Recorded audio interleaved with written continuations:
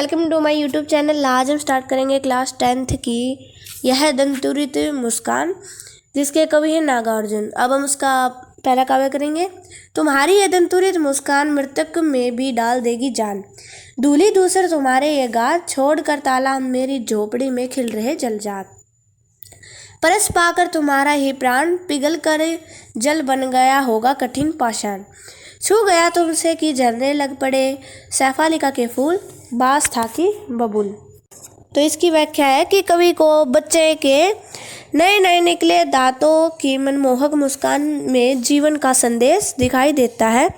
इसीलिए वह कहता है कि हे बालक, तुम्हारे नए नए निकले दांतों की मनमोहक मुस्कान तो मरे हुए व्यक्ति में भी प्राणों का संचार कर देती है। अर्थात इस मुस्कान को देखकर तो जिंदगी से निराश और उदासीन लोगों के हृदय भी प्रसन्नता से खिल उठते हैं। कवि कहता है कि धूल से सने हुए तुम्हारे इस शरीर को देखकर ऐसा लग रहा है मानो कमल का सुंदर फूल तालाब को छोड़कर मेरी झोपड़ी में आकर खिल गया हो। तुम्हें छूकर पत्थर भी पिघलकर जल बन गया होगा। अर्थात पत्थर दिल वाले व्यक्ति ने जब तुम्हारा स्पर्श किया होगा तो वह भी पत्थर के समान अपनी कठोरता को छोड़कर विनम्र बन गया होगा। तुम्हारा स्पर्श इतना कोमल है कि बांस या बबूल से भी सैफालिका के फूल झड़ने लगे होंगे। अर्थात तुम्हारे स्पर्श से कठोर हृदय वाला भी सहृदय बन गया होगा। अब हम अगला काव्य स्टार्ट करेंगे। तुम मुझे पाए नहीं पहचान, देखते ही रहोगे अनिमेष, थक गए हो आँख लूँ मैं फेर। क्या हुआ यदि हो सके परिचित न पहली बार, यदि तुम्हारी माँ न माध्यम बनी होती आज, मैं न सकता देख, मैं न पाता जान तुम्हारी ये दंतुरित मुस्कान। इसकी व्याख्या है कि कवि को बच्चे की मुस्कान मनमोहक लगती है। जब बच्चा पहली बार किसी को देखता है तो वह अजनबी की तरह उसे घूरता रहता है। इसी कारण कवि बच्चे से कहता है कि तुम मुझे पहचान नहीं पाए हो, इसी कारण लगातार बिना पलक झपकाए अजनबियों की तरह मुझे देख रहे हो। कवि बच्चे से कहता है कि इस प्रकार लगातार देखते रहने से तुम थक गए होगे, इसीलिए मैं ही तुम्हारी ओर से अपनी आंखें हटा लेता हूँ। यदि तुम मुझे पहली बार में नहीं पहचान सके तो कोई बात नहीं। यदि तुम्हारी माँ तुम्हारा परिचय मुझसे न कराती, अर्थात यदि तुम्हारी माँ तुम्हारे और मेरे बीच माध्यम का काम न करती, तो तुम मुझे देखकर हंसते नहीं और मैं तुम्हारे इन नए नए निकले दांतों वाली मुस्कान को देखने का सौभाग्य प्राप्त न कर पाता। अब हम अगला काव्य स्टार्ट करेंगे। धन्य तुम माँ भी तुम्हारी धन्य, चीर प्रवासी मैं इतर मैं अन्य, इस अतिथि से प्रिय तुम्हारा क्या रहा संपर्क, उंगलियां माँ की कराती रही है मधुपर्क। देखते तुम इधर कनखी मार और होती जबकि आंखें चार, तब तुम्हारी दंतुरित मुस्कान मुझे लगती बड़ी ही छविमान। इसकी व्याख्या कि कवि बच्चे की मधुर मुस्कान देख कर कहता है कि तुम धन्य हो और तुम्हारी माँ भी धन्य है जो तुम्हें एक दूसरे का साथ मिला है। मैं तो सदैव बाहर ही रहा, तुम्हारे लिए मैं अपरिचित ही रहा।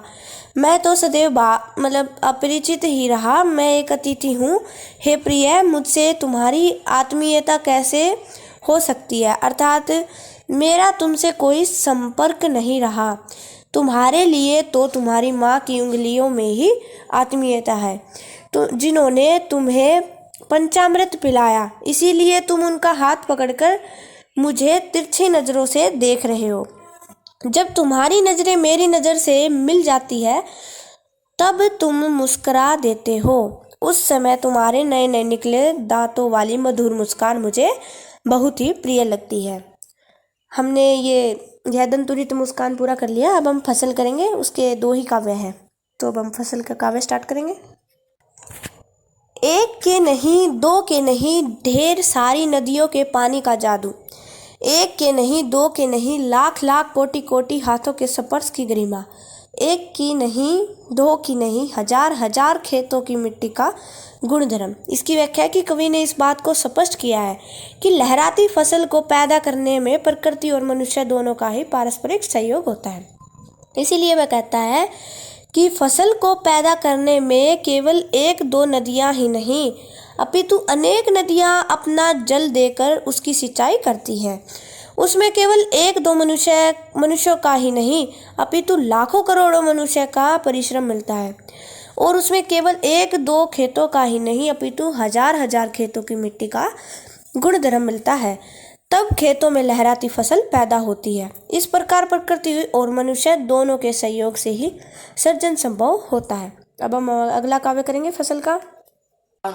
फसल क्या है और तो कुछ नहीं है वह, नदियों के पानी का जादू है वह, हाथों के स्पर्श की महिमा है, भूरी काली संदली मिट्टी का गुणधर्म है, रूपांतर है सूरज की किरणों का, सिमटा हुआ संकोच है हवा की थिरकन का। इसकी व्याख्या की कवि ने इस बात को स्पष्ट किया है कि फसल को पैदा करने में प्रकृति और मनुष्य दोनों का ही सहयोग होता है, इसी से सृजन संभव होता है। इसीलिए कवि कहता है कि फसल का स्वयं कोई अस्तित्व नहीं है, वह तो नदियों द्वारा दिए गए उस पानी का जादू है जिससे फसल की सिंचाई हुई थी। वह तो लाखों करोड़ों मनुष्य द्वारा किए गए परिश्रमों की महिमा का फल है। वह तो भूरी काली संदली मिट्टी का गुणधर्म है जिसमें फसल को बोया गया था। वह तो सूरज की किरणों का बदला हुआ रूप है जिसके द्वारा फसल की रोशनी मिली। साथ ही इसमें हवा का भी समान सहयोग है। इस प्रकार इन सबके सहयोग से ही खेतों में लहराती फसल खड़ी होती है। हमारे पूरे दोनों हो गए, दयादंतुरित, मुस्कान और फसल। Thank you.